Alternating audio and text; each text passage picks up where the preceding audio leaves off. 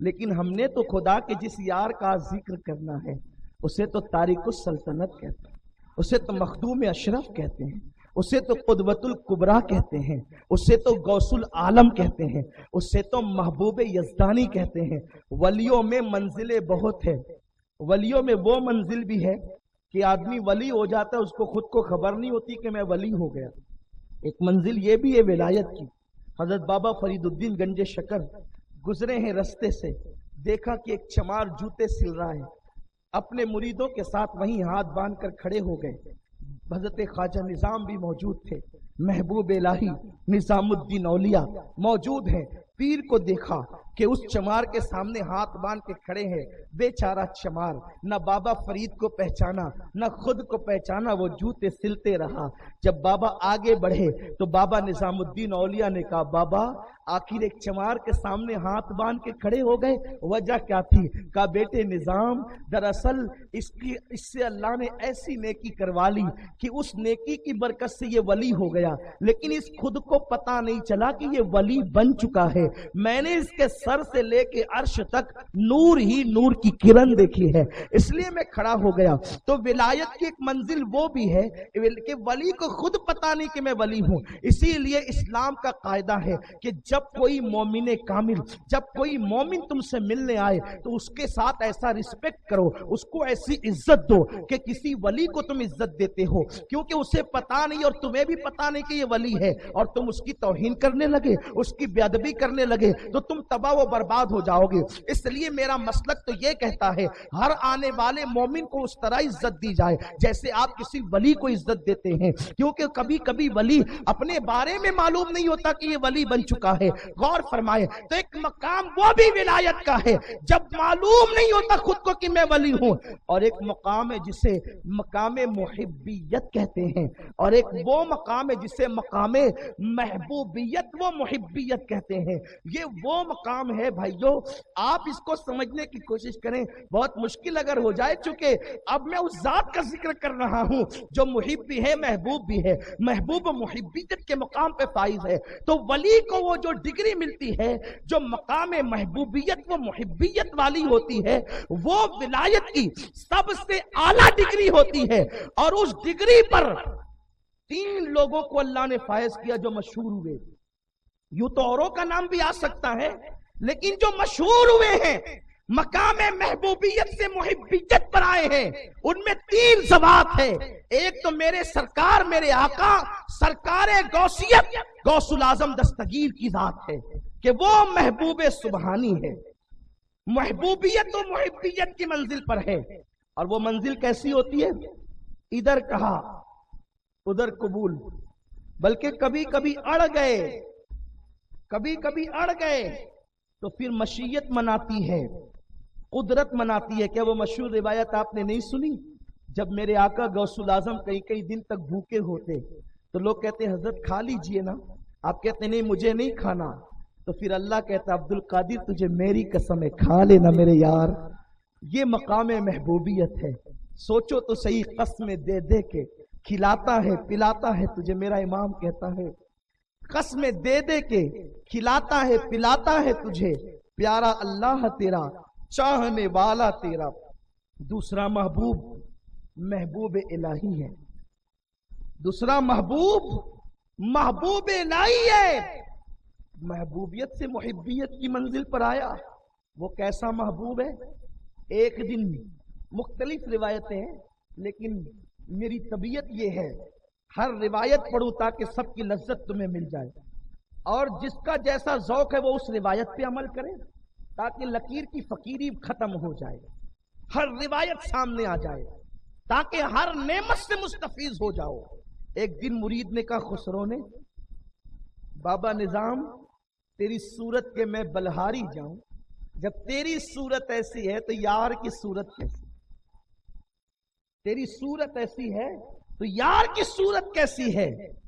وہ وجہ اللہ کیسا ہے؟ کہا دیکھنا ہے، کہا دیکھنا ہے، دکھا دیں۔ آ گئی نا بات؟ وَابْتَغُوا إِلَيْهِ الْوَسِيلَةَ، یار کا کوئی گھر نہیں، وہ تو لامکاں پہ جلوے بکھیرتا ہے، تو یار تک پہنچنے کے لیے خسرو کی کب طاقت تھی؟ لیکن یار کے پاس پہنچ کر کہتے ہیں او نظام میرے آقا تیری صورت ایسی بڑے خوبصورت تھے حضرت نظام الدین اولیاء. اچھا کوئی خوبصورت ہو اور اس کے لیے دل میں نفرت ہو تو کبھی وہ خوبصورت نہیں لگتا، لیکن خوبصورت ہو اور دل میں محبت ہو تو پھر چاند بھی پھیکا پھیکا لگتا ہے. حضرت مولانا سید اعجاز کامٹوی علیہ رحمہ نے میرے پیر غوث الاعظم کو دیکھ کر کہا تھا چاندنی مجھ کو اعجاز پھیکی لگے، ایسے اچھے ہیں وہ، ہر کرن مجھ کو سورج کی دھندلی لگے، ایسے اچھے ہیں وہ، کیسا نوری مکھڑوا دکھائے گئے اورے مرے غوث الورا. لوگوں نے کہا چاند سے بھی کوئی خوبصورت ہو سکتا ہے، سورج کی کرن سے بھی. ہم نے کہا عشق تو کر. بات دراصل محبت کی ہے. کسی نے مجنو سے پوچھا او مجنو تو کیا لیلا کے پیچھے پڑا ہے، پتا بھی ہے کتنی کالی ہے؟ کہ لیلا کو دیکھنے کے لیے مجنو بن تب تجھے پتا چلے گا کہ لیلا میں ہے کیا رکھا. خدا کی قسم اللہ کے ولیوں کو دیکھنے کے لیے سچی غلامی اختیار کر تب تجھے پتا چلے گا ان اللہ والوں میں رکھا کیا ہے. جب تک سعودی کے گنڈوں سے رابطہ رہے گا تجھے اللہ کے ولی سمجھ میں نہیں آ سکتے. جب تک کہ تیرے دل میں ریالوں سے محبت رہے گی ولیوں کی معرفت تجھے نہ ملے گی. خدا کی قسم اولیاء سلطنت پہ ڈاکے نہیں ڈالتے.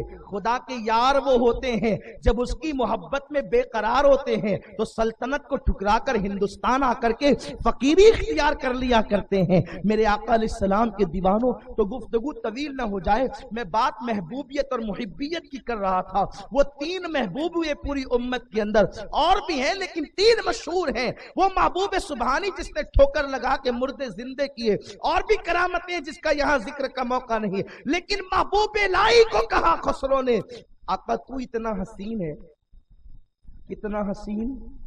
کہتے ہیں عید گاہے ماں غریبا کوئے تو، عید گاہے ماں غریبا کوئے تو. اے آقا میری عیدگاہ تو تیری چوکھٹ ہے، تیرا ہی کونا ہے، اور میرے عید کا جو ہلال ہے، میرے عید کا جو چاند ہے وہ تیرا ہی چہرہ ہے. اور ایک مقام پر کہتے ہیں 100,000 عید قربانت کند، 100,000 عید قربانت کند. ہزاروں عید، سینکڑوں ہزاروں عیدیں آپ پہ قربان ہو جائیں، اس لیے کہ آپ کے دو ابرو تو مجھے عید کے چاند سے بھی زیادہ خوبصورت نظر آتے ہیں. اتنے خوبصورت تھے کہ بعد وصال جب حضرت محبوب الہی کے چہرے پر چادر پڑی ہوئی دیکھی تو خسرو نے کہا گوری سوئے سیج پر مکھ پر ڈالے کیش، چل خسرو گھر آپ نے سو شام بھئی سو دیش. خسرو اب تو تیرا محبوب چہرے پہ نقاب ڈال کے سو چکا ہے، اب تیرا کام ہی کیا، گھر لوٹ جاتا. اللہ اکبر. ایسے محبوب الہی کہا دیکھنا یار کو، آپ اتنے خوبصورت ہے تو اس کا حسن کیا ہوگا. کہا پھر آ جا، خدا کی قسم آ جا. کہاں آ جا؟ کہاں آ جا؟ میرے قریب آ جا. اور اپنی چادر اٹھا کر بس سر پہ ڈالی تو خسرو زمین سے غائب ہے زمین پر پیر لیکن خود کو غائب پاتے ہیں آسمانوں پر آسمانوں پر آسمانوں پر آسمانوں پر، اور تصورات و تخیلات کی دنیا میں پھر لامکاں پر. اور جب وہ جلوہ دیکھا اور جیسی چادر ہٹائی تو خود کو پیر کے پاس پایا تو کہہ اٹھے نمی دانم چے منزل بود شب جائے کے من بودم بہر سو رقص سے بسمل. بود شب جائے کے من بودم پری پہ کر نگارے. وہ یار کا یار جو بالکل یار کا بڑا یار ہے، محبوب کردگار ہے، پری پہ کر نگارے.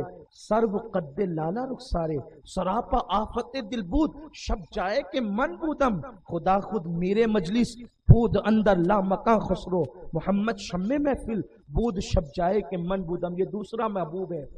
اور تیسرا محبوب جو امت میں مشہور ہوا ہے اسی کو محبوب یزدانی کہتے ہیں، جسے ہم مخدوم اشرف جہانگیر سمنانی کہتے ہیں. کیا شان ہے اس آقا. ہمارے یہاں تو ہر ولی کا مقام جدا جدا ہے، لیکن ابھی ولادت بھی نہیں ہوئی. والد کے یہاں 3 بیٹیاں پیدا ہو گئی، ولادت نہیں ہوئی۔ باپ کو چاہیے تھا بیٹا اس لیے چاہیے تھا تاکہ میری سلطنت سنبھالے۔ اور مخدوم اشرف کا جو خاندان ہے نا، اتنا اعلیٰ خاندان ہے کہ محمود غزنوی کا جو خاندان ہے وہ حضرت مخدوم اشرف جہانگیر سمنانی کے آباء و اجداد جو اوپر کی پشتوں میں ہوئے ہیں، محمود غزنوی کا خاندان ان کا غلام رہ چکا ہے۔ اسی لیے آپ اپنے خطابات اور ملفوظات میں کہتے ہیں، خود کہتے ہیں، لوگوں آپ نے اشرف کے خاندان کو سمجھا کیا ہے؟ مخدوم اشرف کا خاندان فرماتے وہ خاندان ہے کہ محمود غزنوی جیسے کے باپ دادا میرے خاندان کے غلام رہ چکے ہیں۔ ایسے بادشاہوں کے غلاموں نے مخدوم اشرف رضی اللہ تعالیٰ کی آباء و اجداد کی غلامی کی ہے، حالانکہ وہ خود بھی محمود غزنوی علوی سادات سے ہے، لیکن ان لوگوں نے غلامی کی ہے۔ یہ سلسلہ نسب ہے حضرت سیدنا مخدوم اشرف جہانگیر سمنانی کا، اس لیے کہ دھتورے کے پودے میں کبھی گلاب تو نہیں کھلتے، اس کے لیے پودے بھی گلاب کے چاہیے۔ تو یوں نسل آئی ہے مخدوم اشرف جہانگیر سمنانی کی، ولادت نہیں ہوئی ہے۔ بابا کا خاندان وہ کہ محمود غزنوی جیسے کے خاندان کے لوگ غلامی کرتے ہیں، اور ماں کا خاندان سرکار غوث العظم دستگیر کا خاندان۔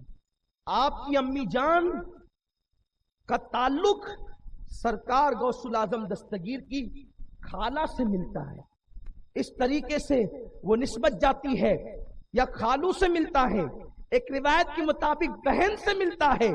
یہ مخدوم پاک کی والدہ، اللہ اکبر، سیدہ خدیجہ بیگم، بی بی خدیجہ بیگم کا حال ہے۔ یوں اس طرف سے حسنی اور حسینی وہ جو نہریں بہتی ہے، اسی سے ملنے کے بعد مخدوم اشرف جیسا جو ہے وہ نجیب الطرفین مجمع البحرین جو ہے وہ اللہ اکبر گل کھلتا ہے۔ ابھی والد کے یہاں بیٹا نہیں، والد مانگ رہے بیٹا، اللہ بیٹا دے تاکہ میری حکومت سنبھالے، میری سلطنت سنبھالے۔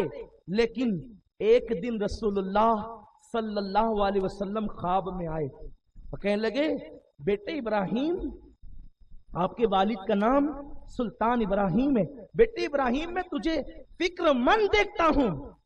پتا چلا کہاں سمنان اور کہاں مدینہ منورہ، اور حضور فرما رہے بیٹے ابراہیم میں تجھے فکر مند دیکھتا ہوں، یعنی میرا رسول مدینے میں رہ کر سمنان میں کون فکر مند ہے یہ بھی دیکھتے، کون خوش ہے یہ بھی دیکھتے۔ کیوں نہ دیکھیں؟ کیونکہ خود فرماتے ہیں کہ جب میں ماں کے پیٹ میں تھا اس وقت میں لوح محفوظ پر چلنے والے قلم کی آواز سنتا تھا۔ یہ میرے رسول کا فرمان ہے، ماں کے پیٹ میں رہ کر لوح محفوظ پر چلنے والے قلم کی آواز سنتے ہیں۔ قبر کے پیٹ میں رہ کر اگر مالیگاؤں اور سمنان والوں کی آواز سنے تو حیرت کی کیا بات ہے۔ ہمارا نبی وہ نبی سب سے اولا وہ اعلیٰ، ہمارا نبی سب سے بالا وہ اعلیٰ، ہمارا نبی اپنے مولا کا پیارا، ہمارا نبی دونوں عالم کا دولہ، ہمارا نبی جس نے ٹکڑے کیے ہیں قمر کے وہ ہے نور وحدت کا ٹکڑا، ہمارا نبی جس کے تلووں کا دھون ہے آب حیات، ہے وہ جان مسیحا، وہ صرف مسیحا نہیں ہے وہ جان مسیحا، ہمارا نبی وہ نبی ہے۔ ہم جتنا ناز کرے کمے کا، بیٹے ابراہیم میں تجھے افسردہ غمگین پاتا ہوں، کیا وجہ ہے؟ کیا اولاد کی خواہش ہے؟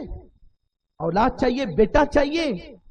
انہوں نے خوابی میں اپنے سر کو قدموں پہ رکھ دیا، کہا حضور آپ کریم کرم فرما دے، کہا بیٹے جا تجھے اللہ 2 بیٹے دے گا، تمنا ایک ہی ہے 2 دے گا، لیکن قربان جائیں میرے آقا اشرف سمنا پر، توجہ فرمایا ابھی پیدا نہیں ہوئے ہیں، اب میں گفتگو کا آغاز کرنے چلا ہوں، ابھی پیدا نہیں ہوئے ہیں۔ جب ان کے والد نے حضور کے قدموں پہ سر رکھ کے کہا حضور کرم فرمائیں، ایک بیٹا چاہیے، میرے کریم سے گر قطرہ کسی نے مانگا، دریا بہا دیے ہیں، دربے بہا دیے ہیں، کون دیتا ہے؟ دینے کو منہ چاہیے، دینے والا ہے سچا ہمارا نبی۔ کہا حضور ایک بیٹا چاہیے تاکہ سلطنت سنبھال لے۔ آقا نے فرمایا ابراہیم میرے بیٹے تجھے 2 بیٹے ہوں گے، ایک تیرا ہوگا ایک میرا ہوگا۔ قربان جائیں ولادت سے پہلے تو بیٹا مانگ رہا ہے نا, بیٹا ہوگا لیکن ایک نہیں دو, ایک تیرے لیے ایک ہمارے لیے. اور پھر کہا جو پہلا بیٹا ہو نا اس کا نام محمد اشرف رکھنا, اور جو دوسرا ہو اس کا نام محمد عارف رکھنا.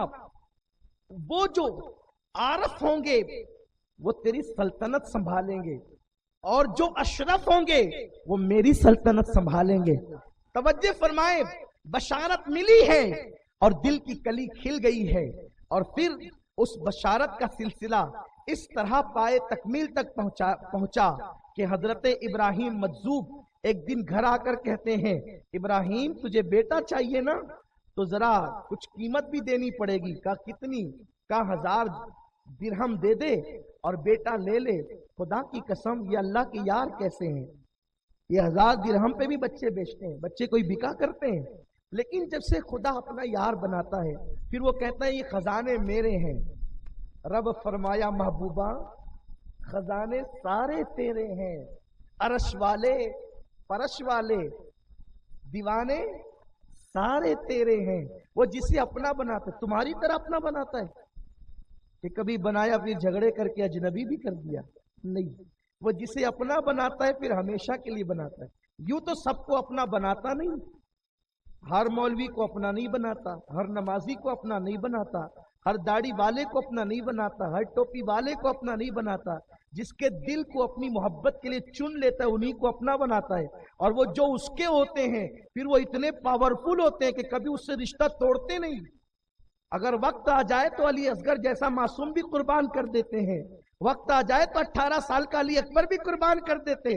ارے تمہاری جیب سے اللہ کے نام پہ 100 روپے نہیں نکلتے, تم اس کے کیسے بن سکتے ہو؟ وہ اللہ والے ہوتے ہیں جو گھر لٹا کر بھی کہتے ہیں اب تو راضی ہے کہ نہیں ہے. یہ اس کے یار ہوتے. یار ایسوں کو بناتا ہے. ارے تم ایک دن اللہ کی رضا کے لیے نفلی روزہ رکھنے کے لیے سوچتے ہو کہ رکھے کہ نہ رکھے, جو اس کے ہو جاتے وہ 12 سال تک بھوکے پڑے ہوتے ہیں. انہی کو وہ یار بناتا ہے, یوں ہی وہ یار تھوڑی بناتا, اس لیے کہ اس کو کوئی مفاد کی حاجت نہیں. آج سمد ہے وہ اللہ الصمد, وہ سمد ہے, بے نیاز ہے. پھر بے نیاز ہے تو کہتا ہے لم یلد ولم یولد, میری کوئی اولاد ہی نہیں. اللہ کے لیے شان ہے کہ اس کی کوئی اولاد نہیں. لیکن سمجھنے سمجھانے کے لیے ایک فلسفہ پیش کرتا ہوں. اولاد کیوں نہیں؟ اس لیے اگر اولاد ہوتی تو خدا کا بیٹا بھی خدا ہی ہوتا, اور 2 خدا ہو نہیں سکتے. جب 2 نہیں ہو سکتے تو 360 کیسے ہو سکتے ہیں؟ اس لیے اس کی کوئی اولاد نہیں. اور بات یہ ہے, توجہ, بات یہ ہے کہ جب اولاد ہوتی ہے نا تو سب سے زیادہ اولاد ہی پیاری ہوتی ہے. اولاد ہوتی ہے تو سب سے زیادہ, اسی لیے دیکھو بھائی بھائی میں جھگڑا ہوتا ہے اولاد کی وجہ سے. کبھی کبھی میاں بیوی بھی جھگڑا ہوتا ہے. بچہ اسکول نہیں جا رہا ہے, میاں نے آستین چڑھا کے ماری تو بیوی کا مارنا نہیں, ایسا ہوتا ہے نا. کبھی بیوی نے مار دیا تو شوہر نے کہا مارنا نہیں. بچے سے پیار جو ہے بیوی سے بھی لڑ لیا. اس کا مطلب یہ ہے کہ جب بچہ ہوتا ہے تو بچے سے ہی بہت پیار ہوتا ہے. قربان جائیں, لم یلد ولم یولد, میری کوئی اولاد ہی نہیں اور میرے کوئی ماں باپ ہی نہیں ہے, کیونکہ اس کی شان ہے, کیونکہ بفرض محال ہو ہی نہیں سکتا. اولاد ہوتی تو مدینے والے محبوب کی تجھ سے زیادہ پیاری ہوتی, بغداد والے محبوب تجھ سے زیادہ پیاری ہوتی, اجمیر والے محبوب تجھ سے زیادہ پیاری ہوتی, سمنان والے محبوب تجھ سے زیادہ پیاری ہوتی. اولاد رکھی ہی نہیں تاکہ کسی کو شک نہ ہو جائے کہ وہ پیارے ہیں یا یہ پیارے ہیں. کہا حبیب تجھی کو چاہیں گے اور صرف تجھی کو چاہیں گے, اور جو تیرا ہو جائے گا اس کو بھی اپنا محبوب بنا لیں گے. یہ ہوتے ہیں محبت کے انداز, یہ ہوتا ہے طریقہ محبت. خدا کی قسم اس کا ہر کام بے مثال ہے, اس کا ہر کام بے مثال ہے, تو اس کی محبت کا انداز بھی بے مثال ہے. نہ اس کی کوئی تمثیل ہے نہ اس کی کوئی مثال ہے, وہ مثل مثال سے پاک ہے. تو کیسا محبوب بناتا ہے, کیسوں کو بناتا ہے. ہم روزے 1-2 رکھنے کے لیے نفل سوچتے ہیں, وہاں 12 سال تک بھوکے رہتے ہیں. کیا میرے کلیئر کے آقا نے بھوکے رہ کر کے نہیں دکھایا؟ 12 سال تک بھوکے رہے. ایسے ہوتے ہیں اس کے یار. اور اپنا حال تو یہ ہے کہ زکات نکالنے کی بات آئے تو بدن پہ کانٹے آنے لگتے, او اتنی نکالنی پڑے گی. لیکن جو اس کے یار ہوتے ہیں وہ سلطنت چھوڑ دیتے ہیں, کیونکہ وہ محبت کرتے ہیں. جب تم محبت نہیں کرو گے تو وہ تمہیں اپنا کیسے بنائے گا؟ تو جو اس کے ہو جاتے ہیں پھر وہ تقسیم کرتے ہیں, اللہ کے خزانوں کے مالک ہو جاتے ہیں. من کان للہ کان اللہ لہ. تو حضرت ابراہیم مجذوب نے کہا, ابراہیم بیٹا چاہیے نا, تو 1000 دو. انہوں نے 1000 ڈال دیے, کہا جا مبارک بیٹا ہوگا, ایک نہیں اب 2 ہوں گے, ایک دین والا ہوگا اور ایک تیری سلطنت کو سنبھالے گا, ایک اللہ تبارک و تعالیٰ کے محبوب کی سلطنت کو سنبھالے گا اور ایک تیری سلطنت کو سنبھالے گا. وہی بشارت دے کے گئے. اور اس کے بعد قربان جائیں, جب شکم پاک میں آمد ہوئی تو پھر مبارکبادیوں کا سلسلہ جاری ہوا. اس کی طرف میں نہیں جاتا. ولادت کے بعد, پیدائش کے بعد 14 سال کی عمر میں سارے علوم سیکھ لیا, 14 سال کی عمر میں. اور اس کے بعد پھر اللہ تبارک و تعالیٰ نے وہ منصب عطا کیا کہ آپ کو چھوٹی سی عمر ہی میں سمنان کا بادشاہ بنا دیا گیا. سمنان کے بادشاہ بنے, اور سمنان کے بادشاہ بننے کے بعد 12 سال تک آپ نے حکومت کی. آپ ایسا نہیں کہ 1-2 دن وہاں تخت پہ بیٹھ کر نکل گئے, 12 سال تک بادشاہت کی. اور اس بادشاہت کا مزاج یہ تھا, انداز یہ تھا کہ بادشاہ ہو کر بھی بھوکے رہ کر دوسروں کو کھلاتے تھے. کسی پہ ظلم نہیں ہوتا تھا, بلکہ آپ نے اپنی بادشاہت کے دنوں میں ایسے فیصلے کیے ہیں کہ عقل دنگ رہتی ہے. ایک واقعہ یہ ہوا کہ آپ شکار کے لیے نکلے, سپاہ ساتھ میں تھی, فوج ساتھ میں تھی. ایک بوڑھی عورت روتے ہوئے آئی اور آنے کے بعد کہتی ہے, اے بادشاہ, کیونکہ اب تک لوگ انہیں بادشاہی کی حیثیت سے جانتے ہیں, اے بادشاہ تیرے ایک سپاہی نے میرا دہی کھا لیا ہے اور ظلمن کھایا, قیمت نہیں دی, اس لیے میں شکایت تیرے پاس لے کر آئی ہوں. جانتی ہوں کہ تو بڑا عادل ہے, عدل والا ہے, انصاف والا ہے. اس وقت آپ نے فرمایا, یہ میری جتنی فوج کھڑی ہے ان میں سے کوئی ہے؟ کہ نہیں, ان میں سے کوئی نہیں ہے. دور سے ایک آدمی آتا ہوا نظر آیا شکار لے کر. وہ بڑھیا نے کہا, وہ جو آ رہا ہے نا وہی ہے, اسی نے میری دہی چھین کر کھائی ہے اور مجھ پہ ظلم کیا ہے. آپ نے کہا, تم نے اس بڑھیا کی دہی کھائی؟ اس نے کہا, نہیں میں نے تو نہیں کھائی. جھوٹ بول دیا اس نے, میں نے نہیں کھائی. فرمایا, بڑی بھی تیرے پاس کوئی گواہ ہے, کوئی شاہد ہے کہ کوئی گواہی دے سکے کہ اس نے تیری دہی کھائی؟ کہ میرے پاس کوئی گواہ نہیں, کوئی شاہد نہیں, اللہ کے سوا اس بات کو کون جانتا ہے. فرمایا, رک, ابھی میں انصاف کرتا ہوں, اور انصاف میں حکمت سے کرتا ہوں. میرے اللہ نے مجھے ایسی حکمتیں سکھائی ہے کہ میں اس کے ذریعے سے ابھی معلوم کر لوں گا کہ دہی اس نے کھائی کہ نہیں کھائی. کیونکہ دہی اگر کھائی ہے تو زیادہ وقت تو گزرا نہیں. آپ نے لوگوں کو مکھیاں پکڑنے کا حکم دیا, چند مکھیاں پکڑی گئی اور اس کو حکم فرمایا تو مکھی کھائے گا. اس کو مکھی کھلایا. جیسے ہی مکھی حلق کے اندر پہنچی تو مکھیاں کھانے کے بعد انسان کو الٹی ہوتی ہے. اس نے مکھیاں جب کھائی تو الٹی ہوئی, چونکہ دہی ابھی ہضم نہیں ہوا تھا. جب وہ کہہ کرنے لگا تو اس میں دہی نکلنے لگی. آپ نے کہا, جھوٹ بولتا ہے. اس کا گھوڑا لیا, گھوڑے کی زین وغیرہ لی اور کہا, بڑھیا یہ تیرا دہی کا بدلہ لے جائے, یہ تیرے پاس ہے. اور اس کو کہا, آج کے بعد تو میری فوج میں رہنے کے قابل نہیں ہے, اور اس کو خارج کر دیا. ایک مرتبہ ایک سفر کے درمیان, آپ جنگ پر جا رہے تھے, ایک سفر کے درمیان ایک مرد درویش آیا اور اس نے کہا, اے بادشاہ اشرف, تیرے سپاہیوں میں سے کسی نے میری کچھ رقم چوری کر لی ہے. آپ نے کہا, اتنے سارے ہیں, کس نے چوری کی ہے بتاؤ. کہا, مجھے کچھ نہیں پتا, میں سو رہا تھا اور میرے پیسے چوری ہو گئے. تو مخدوم پاک نے فرمایا, अभी मैं इसका फैसला करूंगा। और एक एक को बुलाया और बुलाने के बाद उसके सीने पे हाथ रखा। पता है, अल्लाह अकबर, लोग कहते हैं साइकोलॉजी साइकोलॉजी साइकोलॉजी। अरे खाक तुम्हारी साइकोलॉजी, अल्लाह का वली जितना साइकोलॉजी जानता है दुनिया का कोई इंसान जान ही नहीं सकता। अल्लाह अकबर। लोग जो है चेहरे देखकर कभी कभी बदगुमान होते हैं, लेकिन वली चेहरा भी पढ़ता है, दिल भी पढ़ता है। आप एक एक को बुलाते रहे, सीने पे हाथ रख करके चेक करते रहे। जो मुजरिम नहीं था वो तो यूं ही हटता चला गया, क्योंकि जो मुजरिम नहीं होगा वो बेखौफ होगा। तो जो मुजरिम नहीं था वो हटता चला गया। जब मुजरिम की बारी आई तो उसका दिल धक धक करने लगा। जब दिल धक धक करने लगा, सीने पे हाथ रख के आपने फरमाया मुजरिम तू ही है, पैसे वापस कर। जब उसको टॉर्चर किया गया तो उसके पास पैसे निकले, 1 दिरहम कम था, बाकी सारे पैसे निकले। तो लोगों ने पूछा, ओ बादशाह अशरफ, ये तो बता कि आपने सीने पे हाथ रख के कैसे पता किया कि इसी के पास पैसे का? ये मुजरिम था, और जो मुजरिम होता है वो डरता है। तो जब इसका दिल धक धक करने लगा तो मैं जान गया, जब इसका दिल तेजी के साथ बोलने लगा तो मैं जान गया कि यही मुजरिम है। मेरे आका सल्लल्लाहु अलैहि वसल्लम के दीवानों, ये तो बादशाहत के जमाने के फैसले हैं। अल्लाह अकबर। और उन दिनों हजरत मखदूम अशरफ जहांगीर सिमनानी जब तख्त पर जलवागर थे और खल्के खुदा का यूं इंसाफ करते थे, तो अल्लाह अकबर, उनको बातनी तालीम देने के लिए हजरत सैयदना खिज़र अलैहिस्सलाम तशरीफ लाते थे। हजरत खिज़र ने आपको बातनी तौर पर जो है वो तालीम दी है।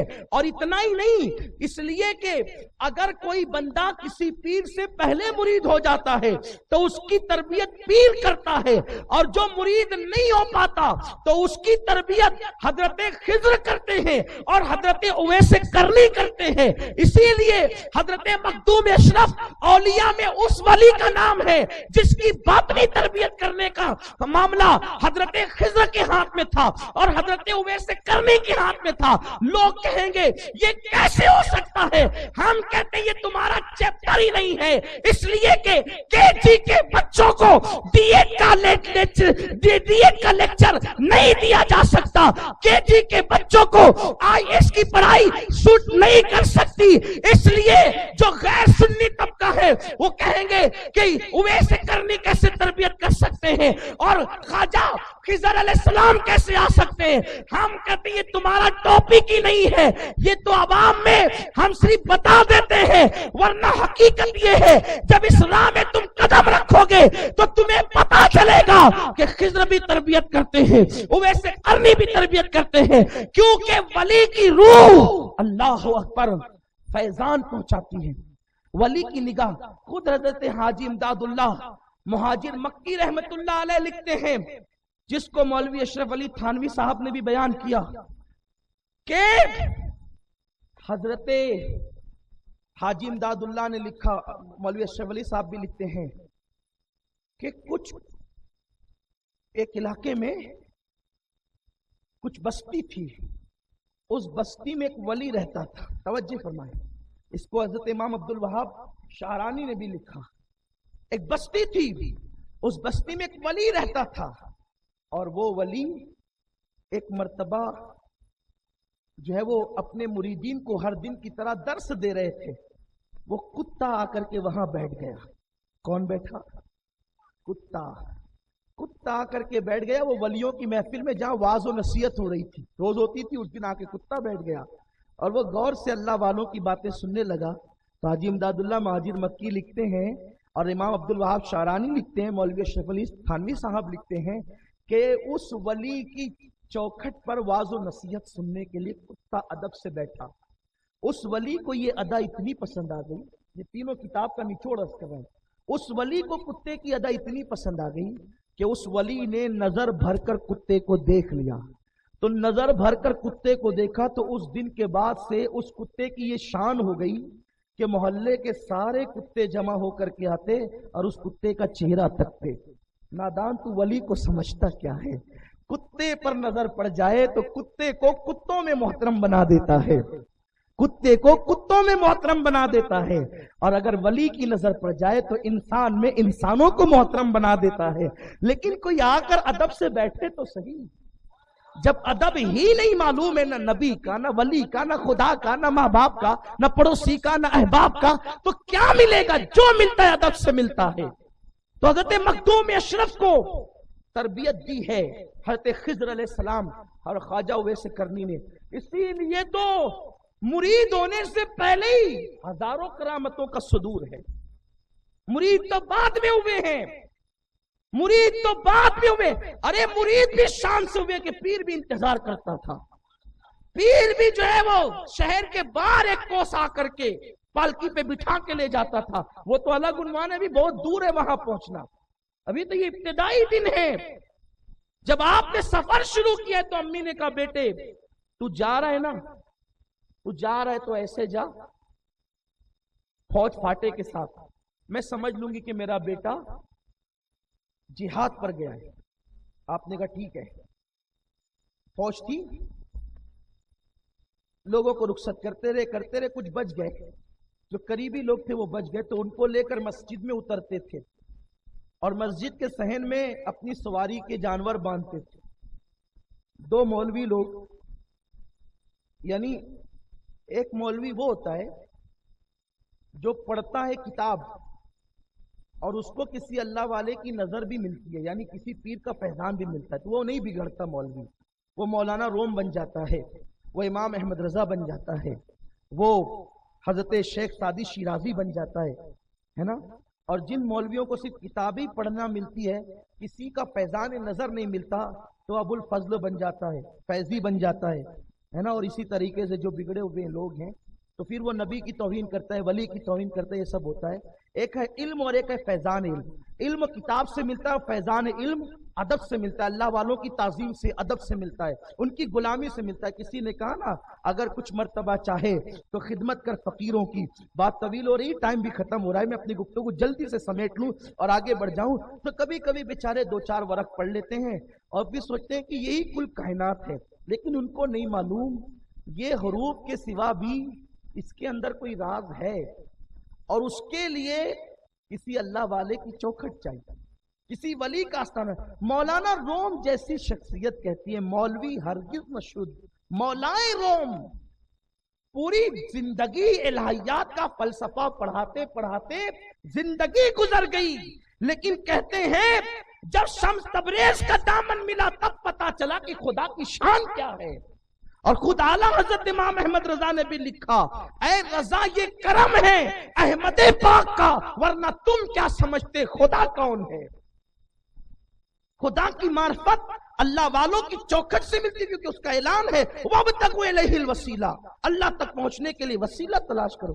کچھ لوگ کہتے ہیں اللہ تک پہنچنے کے لیے وسیلے کا مطلب نماز پڑھو، ہم کہتے ہیں شیطان نے کم پڑھی تھی، بالکل پڑھو نماز، نماز کی اہمیت ہے، نماز فرض ہے، افضل العبادات ہے، اس کے بغیر تو کوئی عمل قبول ہی نہیں ہے۔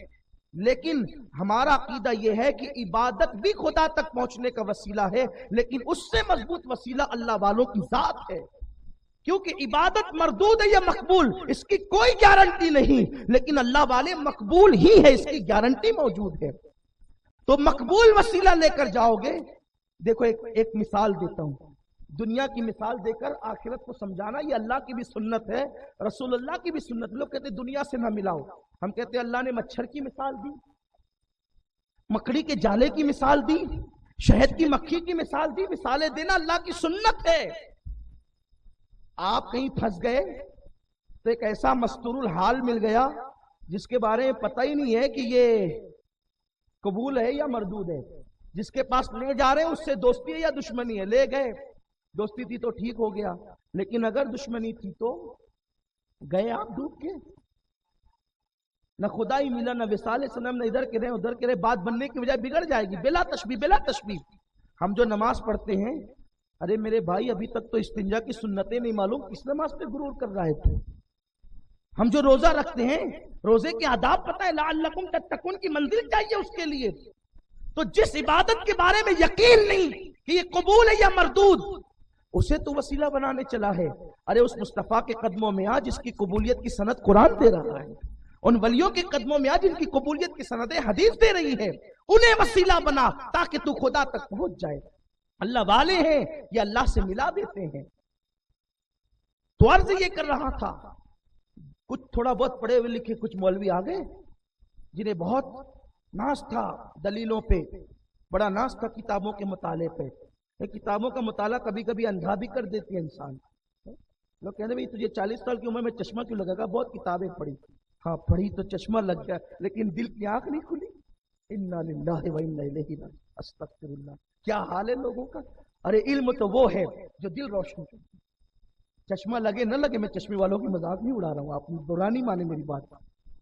یہ کبھی ہمیں بھی لگ سکتا ہے، اللہ محفوظ رکھے، لیکن انسان ہے، کسی اور وجہ سے بھی لگ سکتا ہے. میں کوئی ایسی مذاق کی بات نہیں، لیکن بات سمجھانے کے لیے ہوتی ہے. بات سمجھنے دل روشن کرتا ہے نا. علم دل روشن کرتا ہے. علم وہ ہے، قرآن کہتا ہے جہاں علم والا سویا ہو وہاں مچھلیاں بھی زندہ ہو کے تیرنے لگتی ہے.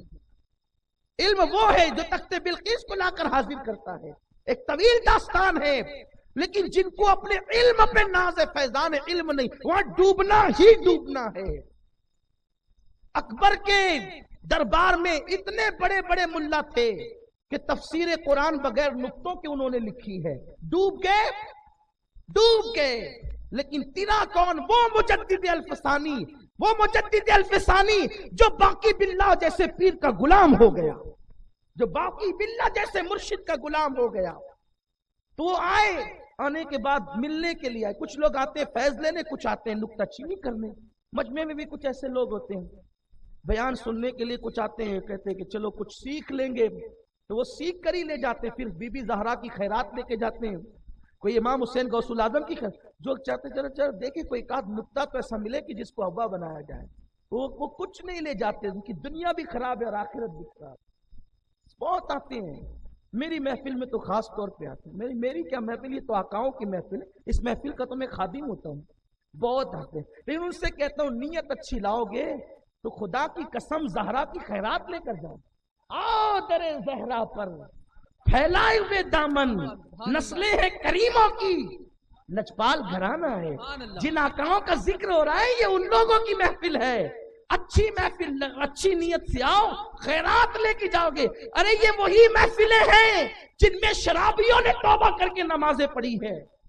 یہ وہی محفلیں ہیں ماں باپوں کے غدار وفادار ہو کر گئے ہیں. اور خاص طور پہ تو محرم کی میرے حسین کی محفل نے تو انقلاب بپا کیا ہے. نیت اچھی لائے تو اچھا لے گئے، بری لے کر کے آئے تو پھر پڑے رہ گئے، تباہ ہو گئے. تو کچھ لوگ فیض لینے آتے، کچھ لوگ کرٹیسائز کرنے آتے، نکتہ چینی ٹپنی کرنے آتے ہیں.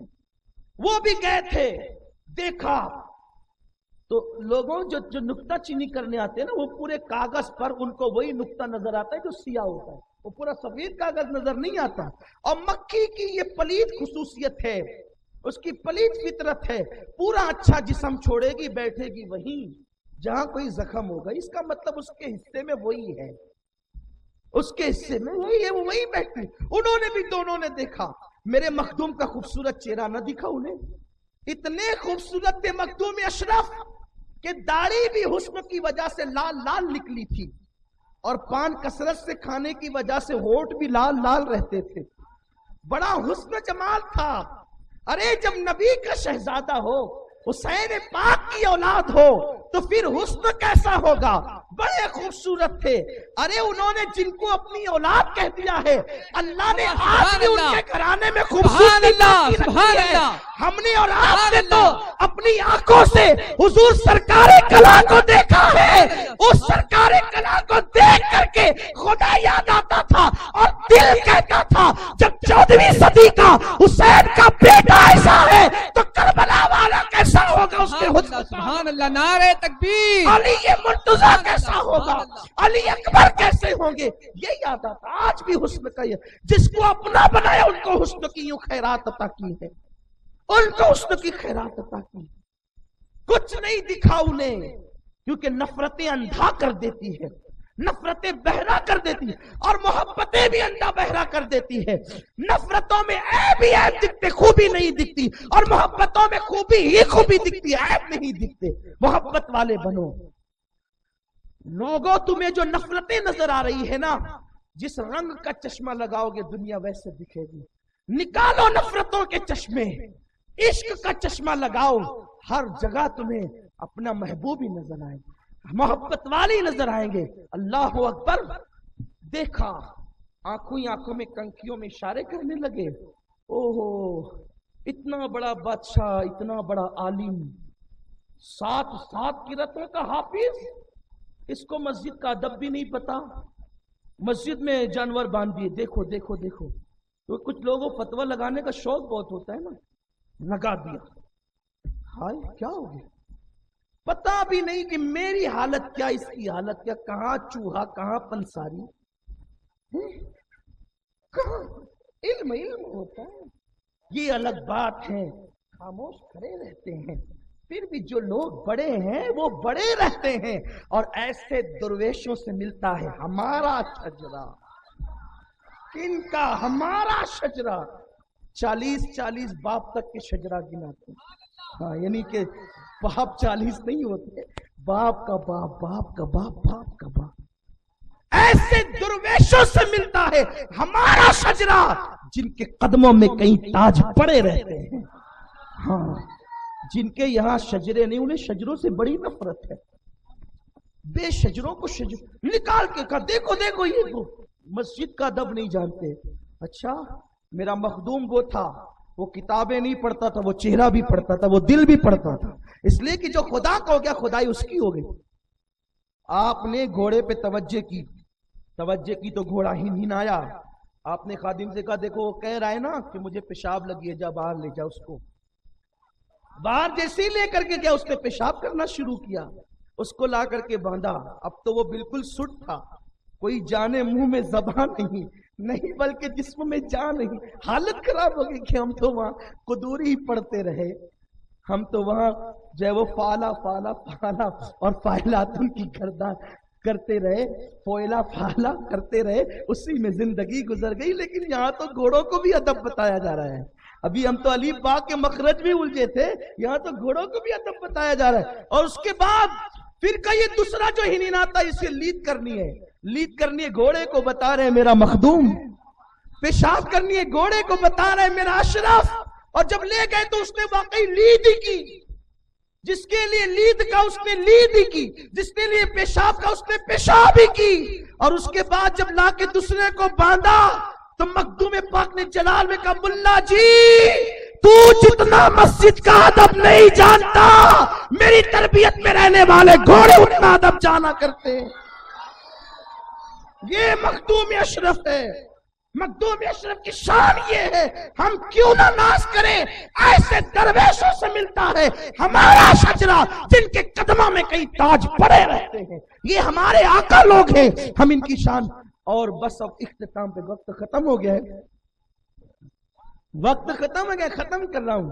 और वैसे भी बहुत लंबे दौरे से एक ही दिन के लिए, इसी प्रोग्राम के लिए सिर्फ में आया हूं, वरना वादी नूर की तैयारी के लिए हिंदुस्तान भर की मसरूफियात आप जानते हैं। मैं मुहर्रम शरीफ के प्रोग्राम निपटा करके आजाद मैदान में जो अपना इज्तिमा है, उसी के सिलसिले में घूम रहा था हिंदुस्तान भर। बस ये आज वो हमारे सादिक भाई ने बहुत पहले से कह रखा था कि मैं इस साल मखदूम पाक के उर्स में आपको आना है। तो कहा ठीक है, आना है तो फिर आएंगे, क्यों नहीं आएंगे, अपने आका का उर्स है। सुभान अल्लाह। अरे इनके जिक्र से तो अपनी बिगड़ियां बनती हैं, तेरे जिक्र से बने हैं, तेरे जिक्र से अपनी बिगड़ियां, आकाओं के जिक्र से। और यही तो रूह की गिज़ा है। अरे जब अपने अमाल ठुकरा दिए जाएंगे तो मेरा मखदूम यही तो कहेगा, अरे यही तो थे जो बैठ बैठ करके जिक्र करते भी थे, सुनते भी थे, आज छोड़ देंगे। मेरे हुसैन कहेंगे यही तो थे जो मेरे जिक्र पे जो है वो अपनी दिलों की ताजगी करते थे, ईमान को खुशबू अता करते थे। तो इसी में आया जाया करो, इंशाअल्लाह निजात इसी में हो जाए। जिनका जिक्र करते हैं कभी महरूम नहीं करेंगे। तो निकले हैं सफर के लिए। एक वक्त आया कि 2 लोग बचे, एक वक्त आया कि सब छोड़ दिया, घोड़ा जीन सब खैरात कर दिया। कहां सिमनान की 12 साल हुकूमत, और कहां अब सब खैरात किया है जो मां ने दिया था। सब सोते में साथियों को भी छोड़ दिया, पैदल निकल पड़े। लेकिन पैदल देखो अल्लाह की राह में जो कुर्बानी देता है, मेरा रब उसे बहुत नवाजता है।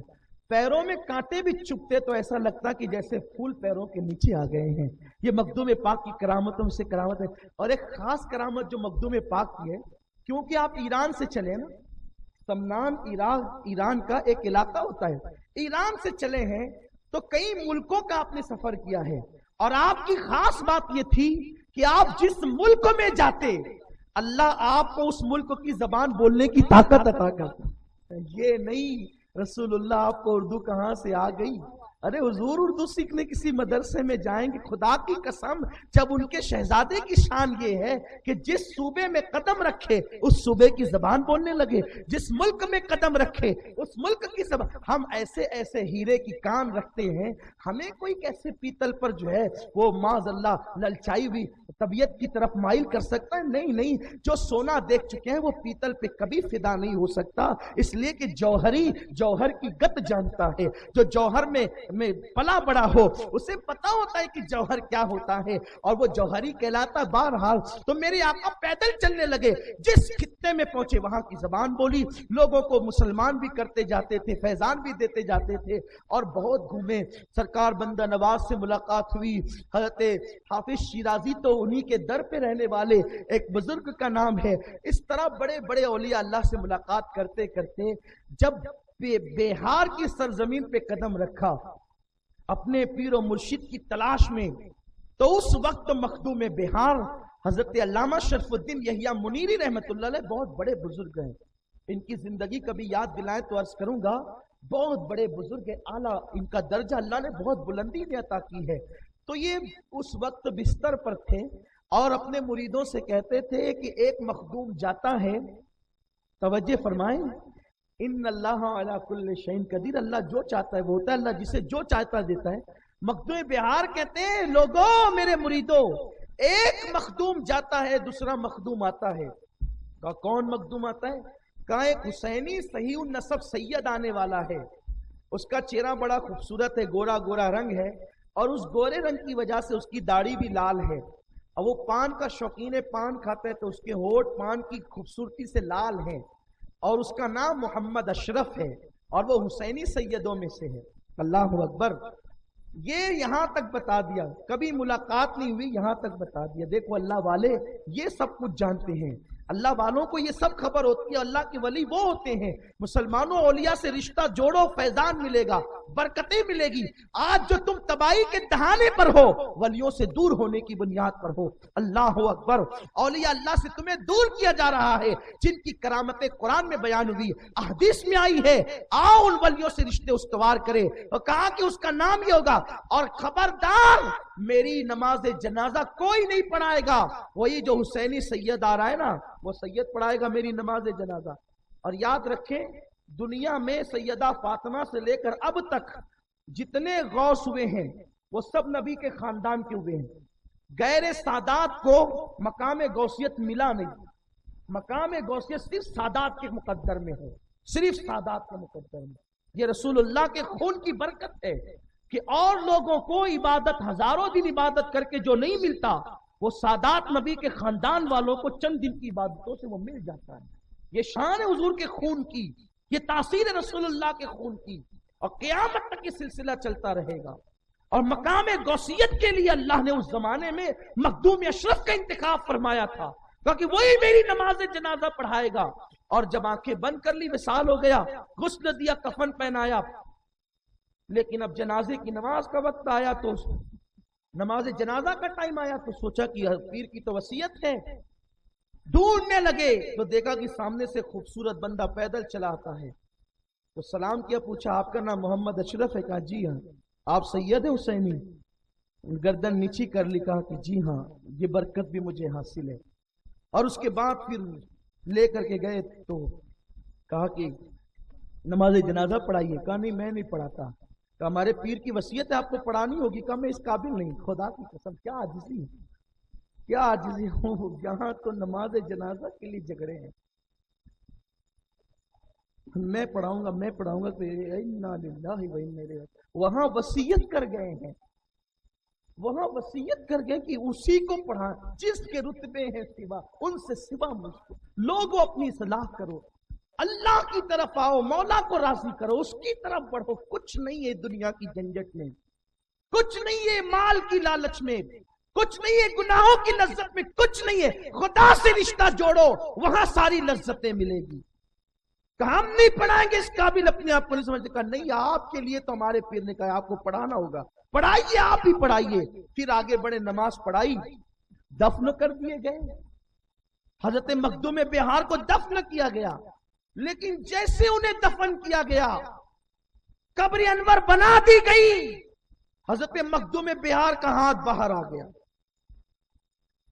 بھائیو قبر اتنی گہری ہوتی ہے کہ اگر مردہ بڑھا بھی دے تو باہر نہیں آتا، لیکن یہ ولی کی شان ہے. سبحان اللہ. بہت باہر آیا، مریدین حیران ہے کہ یہ ہاتھ باہر کیوں آیا ہے. یہ ساری داستان ہماری یہی ملے گی، اہل سنت میں ملے گی، کیونکہ اللہ والوں کی شان ہی جدا ہے. الحمدللہ تعالی حاض من فضل ربی، یہ ہمارے رب کا فضل ہے. ہمارے یہاں کیسے کیسے اللہ والے موجود ہیں، اللہ کے ولی، اور صرف ہمارے یہاں ہی ہے. یہ برکتیں صرف آپ کو یہی. ہاتھ باہر آ گیا. جب ہاتھ باہر آیا ہے مریدین حیران، معتقدین حیران، سب پریشان ہے. یہ کیا ہو گیا؟ کوئی کچھ جانتا نہیں. حضور مخدوم پاک کے پاس آئے، اور جب حضور مخدوم اشرف کے پاس آئے تو آنے کے بعد کہا کہ حضور اصل یہ ہو گیا کہ ہمارے پیر کا ہاتھ باہر آ گیا، سمجھ میں نہیں آتا کیوں باہر آیا. آپ نے آنکھیں بند کی، مراقبہ کیا، فرمایا کہ تمہارے پیر صاحب کہہ رہے ہیں کہ رجال الغیب سے ان کو کوئی ٹوپی یا تاج ملا تھا، اور انہوں نے وصیت کی تھی کہ بطور تبرک ان کے کفن میں رکھ دینا. تم ہما ہمی میں غم میں بھول گئے، تو وہی تو تمہارے پیر مانگتے کہ ہماری امانت واپس دو. تو لوگوں نے کہا صحیح کہا آپ نے، وصیت تو تھی، ہم بھول گئے، زندے بھول گئے، قبر میں جانے والے کو یاد ہے. یہ اللہ کے ولیوں کی شان ہے. ان اللہ علی کل شیء قدیر. اللہ اکبر. جب وہ تاج لایا گیا اور ہاتھ میں رکھا گیا تو آپ نے ہاتھ اندر کر لیا، اور پھر روح شرف الدین یحییٰ منیری مخدوم پاک پر ظاہر ہوئی اور کہا کہ میرا ایک جبہ ہے جو بطور امانت میں نے رکھا تھا، اے اشرف اس کے حقدار تم ہو، اس لیے وہ جبہ تم کو دیتے ہیں، وہ خرقہ تم کو دیتے ہیں، لے لو وہ خرقہ. اللہ اکبر. آپ نے فرمایا ان کے مریدین سے کہ دیکھو بھائی، مخدوم پاک نے مجھ سے کہا کہ ان کا جبہ مجھے دے دو. کہا کہ ہم کیسے دیں گے آپ کو؟ اتنا سب کچھ دیکھ کر بھی جب دینے کی بات ہے کہ کیسے دیں گے، ہمارے پیر کا جبہ ہے. کہا دیکھو تمہارے پیر کی روح نے مجھ سے کہا ہے کہ دے دو. کہا نہیں دیں گے. کہا پھر ایک کام کرو، تم اپنے پیر کا جبہ اٹھا کر کے لاؤ، ان کی قبر پہ رکھ دو، وہ جس کو چاہیں گے اس کو ملے گا. اس کا مطلب آج سے 800 سال پہلے بھی ایمان والوں کا یہی عقیدہ تھا کہ ولی قبر میں جا کر بھی طاقت دکھا سکتا ہے. یہ مخدوم اشرف کا عقیدہ ہے بھائیوں.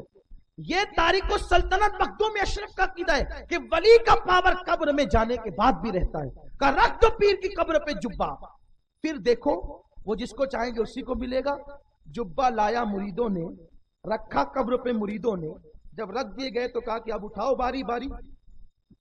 اٹھا کر کے لائے تھے نا، اٹھا کر کے جبہ لائے تھے نا، لیکن جب قبر پہ رکھا ایک ایک آ کر اٹھاتے ہوں جبہ اٹھتا نہیں، دوسرا کے اٹھاتے اٹھتا نہیں، تیسرا اٹھاتے اٹھتا نہیں.